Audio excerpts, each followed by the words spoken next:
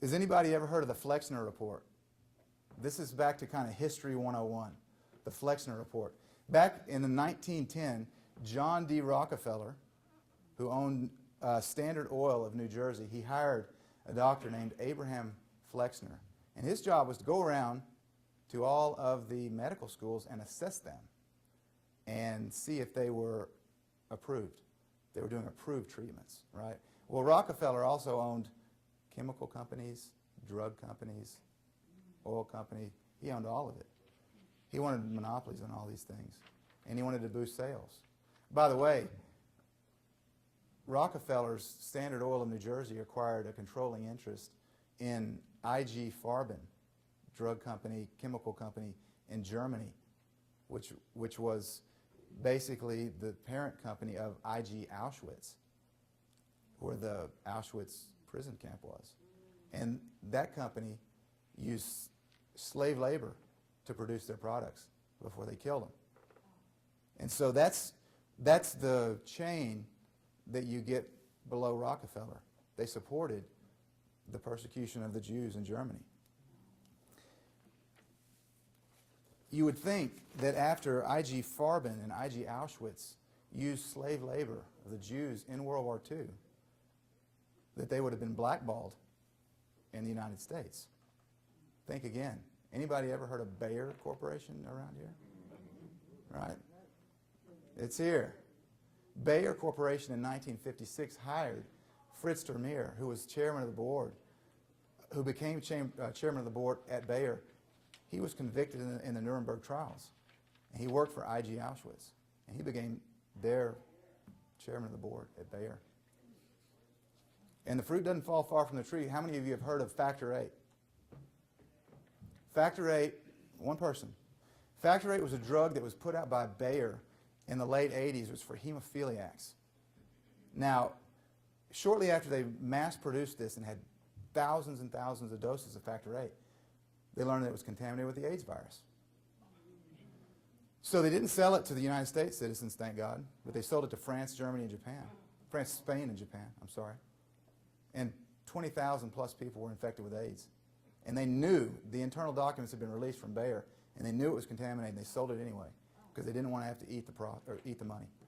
They didn't want to have to throw it away. Okay? Now this, when I say this about a company like Bayer, or later I'm going to talk about GM, okay, this is not the workers. The workers are hard-working people. They have no clue what decisions are being made at the top level. Okay, so this is not an indictment of somebody that worked for Bayer or GM later or whatever. Okay, it's top-level decisions that are being made, very compartmentalized. Many of the executives wouldn't even know what was going on. Very compartmentalized, but that's what went on. Now, back to the Flexner Report. I got sidetracked there. Sorry, I tend to do that. So Rockefeller wanted to build his drug cartel, so he sends Abraham Flexner to review the medical schools in the United States to see who's approved. What does approved mean? Who's using drugs? Who's buying drugs? Because he had drug companies, pharmaceutical companies. And what Flexner did is he came back with a report that was presented to the Carnegie Institute and then to Congress that said there are many, many medical schools that are using unapproved treatments. And only a few are using approved treatments. Well, guess what? All the ones that were unapproved were using homeopathy, natural medicines, and all the ones that were approved were using drugs. Then, after that, they instituted the AMA as a gatekeeper for medical schools. Okay? So now the AMA decides. Now, the AMA is not a congressional body. It's not a governmental entity. Right? The AMA is a private organization that's kind of like the doctors' union. Okay? It's kind of like in Pittsburgh, we got a lot of blue-collar workers. Well, they're white-collar workers, and that's their union, the AMA. How has this affected medical school curriculum? It's all drugs. It's all drugs. If you look at the bottom line, you can see what's controlling things. It's all about money. But how do we convince the public that drugs are good for them? Because down deep, we all know they're not. Even the people pushing drugs know they're not. It's called spin. It's propaganda. We're brainwashed every night watching TV. We're brainwashed with TV commercials, with radio commercials, with magazine ads. I mean, how many pay attention to the commercials on TV and think about the percentage of commercials that are about drugs. With side effects. It takes like half the commercial to describe the side effects, doesn't it? It's amazing. I mean, my wife and I literally, we just sit and laugh because the side effects are so long that they have to go from a 30-second spot to a minute spot. Same with magazines. But it's been and it's falsified research. Okay? Like I said earlier, I'm a CPA. When we do business valuations, I used to do a lot of business valuations. You give me the same set of books, the same financial activity, and I can give you drastically different results on the value of that business depending on what the reason is.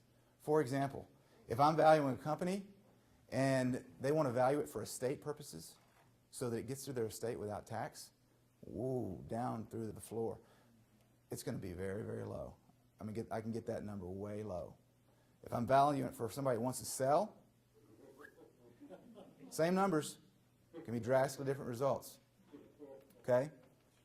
And that's why I don't do business valuations anymore, because they are at times dishonest. Okay? But you can do that with the same set of numbers. So statistics, they don't mean anything. They don't mean anything unless you see the sample size and you see the way terms are defined and you see who was thrown out of the sample. Because it's regular occurrence in chemotherapy trials that if, let's say you have a group of 20 patients that have lymphoma, and during the trial, it's a 6-month trial, and during the trial, 10 of them die, and the other 10 live past the 5-year mark. What percentage cure rate is that? 50%. No, it's 100 according to Big Pharma. They throw them out of the trial if they die before the end of the trial. Okay? You can't believe the statistics that you hear. And that's just one of many instances of how statistics are fabricated. They manipulate terms. If you die from another kind of cancer, you're deemed to be cured. If you have lymphoma and then you develop colon cancer, it metastasizes, or you have prostate cancer and you die from that, you're a cure in their book because you didn't die from lymphoma. Okay? It's absurd the way that statistics are manipulated. But here's a good example of spin, and I'm not picking on any GM workers here. I told Carol about this on the way over because she's worked for GM. But anyways, this is not on GM workers, but this is what happened. Remember when we used to have regular gasoline? Okay? Remember it was like late 80s or something before they finally phased it out and it's all unleaded now. Well, GM discovered that adding lead to the gasoline gave the cars a lot more power, right? I mean, boom, you can put the pedal to the metal. What they didn't tell people was that it's carcinogen. Lead causes cancer. I mean, big time. There's multiple studies out there that prove that empirically. So what they did is they paid the Bureau of Mines to falsify research and to say that lead vapor doesn't cause cancer.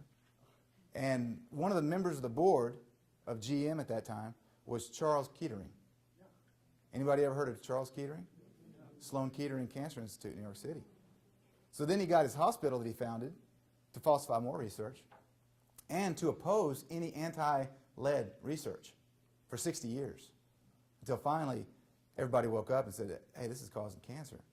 We got to get lead out of the gasoline. They finally did in the 80s after 300 million tons of lead vapor had been released in the United States. That's 600 billion pounds of lead vapor. So we're all breathing it still.